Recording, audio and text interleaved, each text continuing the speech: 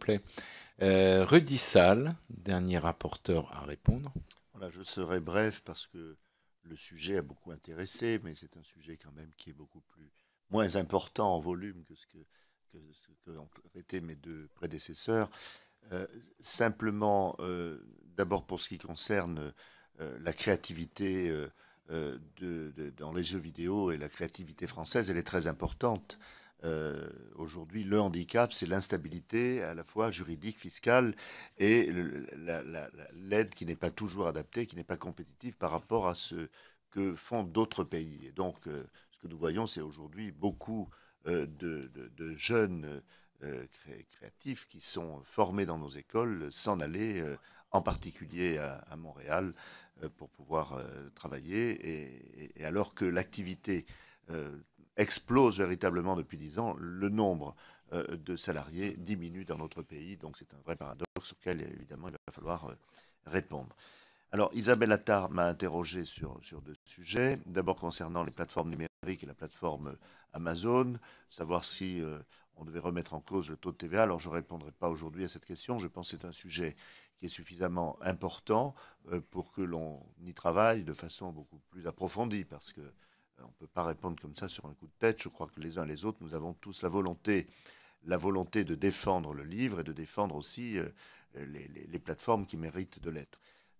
Je crois qu'on n'a pas beaucoup de temps, mais qu'on a un petit peu de temps pour y travailler, parce que pour l'instant, les lecteurs qui lisent des livres numériques ne représentent encore que 4%. Alors évidemment, l'augmentation est importante, mais je crois qu'il serait intéressant, je parle sous le contrôle de notre président, de pouvoir mettre en place un petit groupe de travail sur le sujet, ou en tout cas d'avoir une réflexion un peu plus approfondie sur cette question qui me paraît évidemment essentielle. Pour ce qui concerne Adopi, sur Adopi, on a entendu beaucoup de choses dans l'ancienne législature, en particulier par l'opposition de l'époque. Et on pouvait s'attendre à ce qu'un certain nombre de choses se passent. Ça fait 2 ans et demi, on a entendu beaucoup de choses. Adopi devait disparaître, le CSA devait reprendre ses activités, puis il ne s'est rien passé. Et il ne se passe rien. Sauf que moi, j'ai rencontré Adopi, et Adopi est aujourd'hui exsangue, avec un budget qui est bloqué à 6 millions d'euros.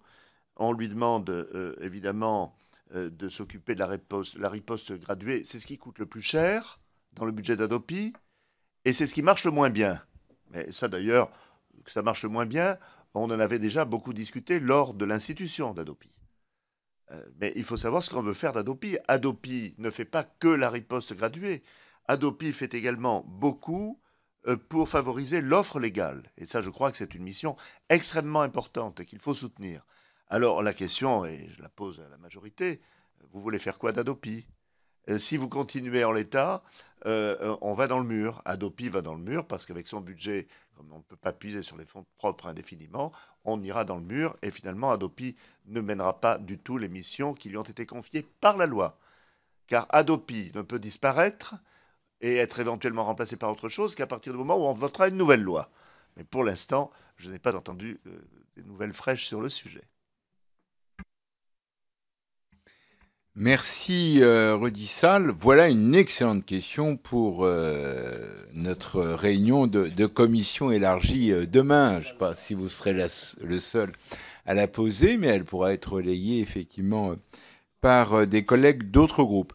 Écoutez, ça fait quasiment 2 heures que nous sommes ensemble et nous avons eu une réunion particulièrement dense.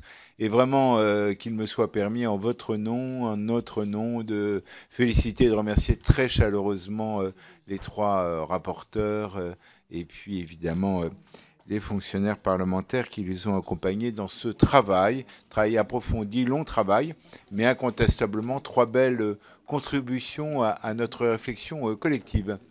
Je vous souhaite donc de poursuivre votre journée sereinement jusqu'au moment où nous aurons le bonheur de nous retrouver, c'est-à-dire dans un peu moins de 5 heures, à 16h15 très exactement. Il n'y a pas de scrutin public, donc après la séance des questions au gouvernement consacrée, comme vous le savez aujourd'hui, au sujet européen, à 16h15, nous nous retrouverons pour la commission élargie, donc en salle Lamartine, 16h15, salle Lamartine, commission élargie sur les crédits sport, jeunesse et vie associative.